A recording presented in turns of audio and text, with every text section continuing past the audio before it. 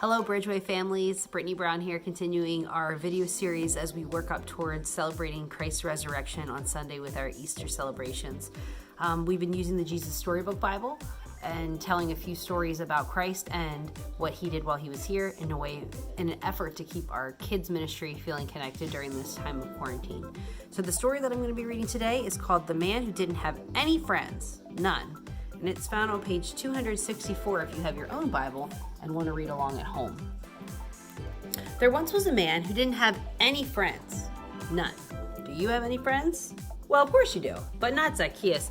Poor Zacchaeus, he didn't have any. You're probably wondering why. Was it because he was so short? That's not a reason not to like someone. Was it because he had a name that was hard to say? Well, neither is that. Even though he was short and did have a funny name, that wasn't it. No, people didn't like Zacchaeus because he stole their money. Zacchaeus collected taxes. Taxes were what people had to pay the king. But Zacchaeus took more than he was supposed to. And then he kept the extra money for himself and made himself rich. Everyone knew what he was up to, and it made them cross and grumpy. They didn't like Zacchaeus one bit.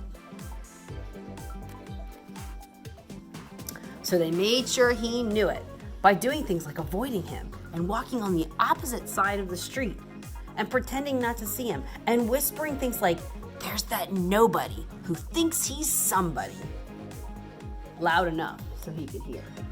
This is supposed to be Zacchaeus over here, the short guy with all the money in his bags.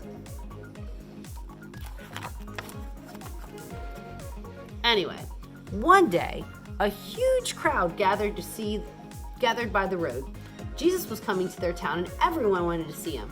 Zacchaeus wanted to see Jesus too, but everyone was too tall. He tried jumping up and down, but that didn't work. He couldn't see a thing. This is supposed to be him jumping right here. Luckily, Zacchaeus had a good idea. "I'll climb that sycamore tree," he said, so he did. He was surprisingly good at climbing trees for a man who was so unusually short and had to take a flying leap just to get into his chair in the morning.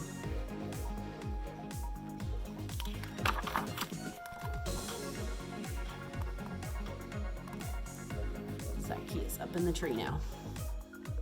From the tree, Zacchaeus had the perfect view all the way down the road. Another minute, and suddenly Jesus was at the tree. He stopped and looked up. Zacchaeus saw Jesus, and Jesus saw Zacchaeus. "Zacchaeus," Jesus said, "I'd like to come over to your house." Zacchaeus almost fell out of the tree. Come to his house? No one ever wanted to come anywhere near his house, let alone inside it.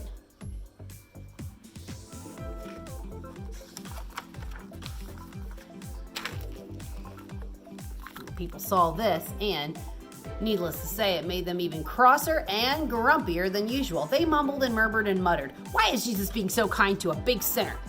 Doesn't Jesus know about him?"